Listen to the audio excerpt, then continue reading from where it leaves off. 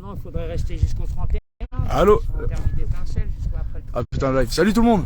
Bon bah on est sur place là. Il y a une machine qui est là pour forer. Ils ont rasé une bonne partie de la montagne là, partout autour. Donc on est venu ici en renfort. Mais bon là ils sont en train de creuser avec cette machine là. Je vais essayer d'avoir. Là-bas il cherche le chef. Je vais essayer d'avoir Sylvie qui va nous présenter un petit peu le truc. Les petits trous, les petits trous. Allez.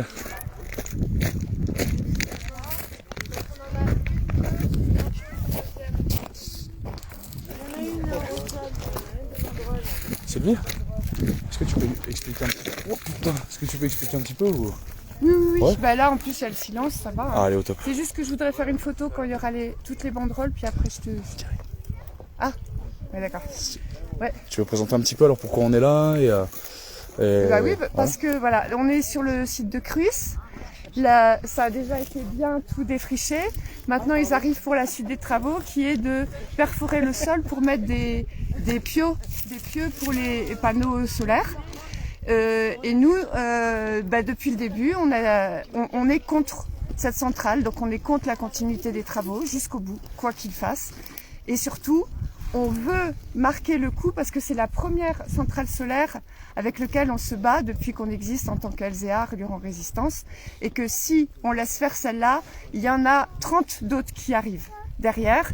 Et donc on veut montrer qu'on est là et qu'on ne veut pas, absolument pas, qu'on défriche, qu'on utilise les terres agricoles naturelles de la montagne de Lure pour y faire des industries solaires qui vont encore plus polluer puisque à cause de ces sols défrichés, tassés par les machines, l'eau ne va plus s'infiltrer dans le sol. Donc on va avoir un ruissellement. Là on va même, le terrain est en pente. Donc on va même avoir non seulement des ruissellements, mais on peut avoir des effondrements de terrain. Les gens qui habitent juste en face là, dans cette maison, eux ils ont très très peur parce que déjà ils sont inondés par tant de gros orages. Là maintenant avec ça, ils vont avoir de l'eau, énormément d'eau dans leur maison. Par contre, au niveau des nappes phréatiques, là il n'y aura plus d'eau. Parce que qu'est-ce qui met de l'eau? Qu'est-ce qui fait arriver l'eau dans les nappes phréatiques? C'est les racines des arbres. C'est les arbres par leurs racines qui font descendre l'eau jusque dans les nappes phréatiques. Si on enlève les arbres, plus d'eau dans les arbres phréatiques.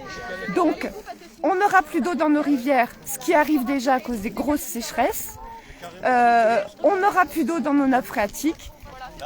Nos rivières se jettent dans la Durance, donc plus d'eau dans la Durance. Et la montagne de Lure a des sources très profondes qui vont se déverser jusque dans la fontaine de Vaucluse. Donc en asséchant la montagne de Lure, on va assécher tous les alentours.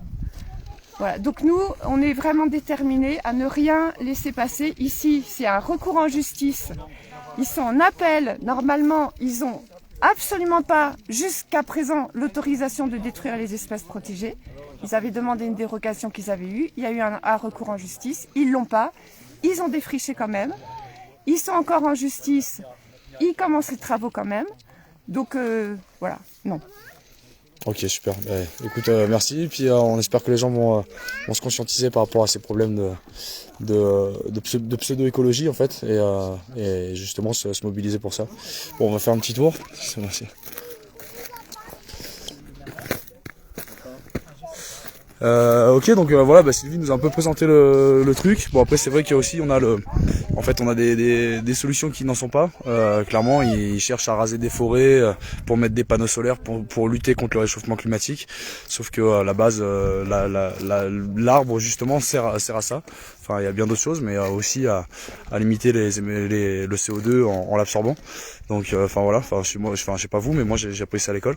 Et donc aussi, on a aussi les panneaux solaires, tous ces champs de panneaux solaires là. On a des centaines d'hectares qui vont être rasés, et en fait la chaîne du panneau solaire elle commence avec des minerais qui sont piochés par par des mineurs en Afrique, hein. Donc la chaîne de cette écologie là elle commence par là, donc c'est encore le grand capitaliste qui essaye de se faire un billet avec des effets de pub sur l'écologie, alors que des solutions il y en a plein d'autres, hein. Il y a le moteur à hydrogène dont le qui marche, hein. Nous on fait des tests avec et ça fonctionne, en fait on a un générateur avec.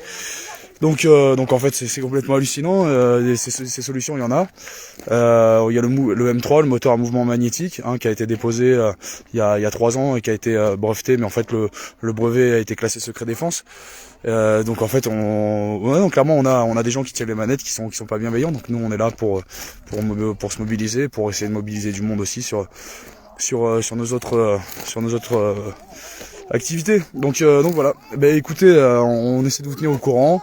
Là, je pense que de toute façon, bon, les gars ils sont partis pour bosser pour la journée là. Mais je vais vous faire voir quelques images pour voir un peu l'ampleur des dégâts sur le terrain ici. Donc là voilà. Avant c'était une belle forêt, hein, comme ça. Et là maintenant on a un terrain de golf en cailloux quoi. Voilà. Une belle calvitie.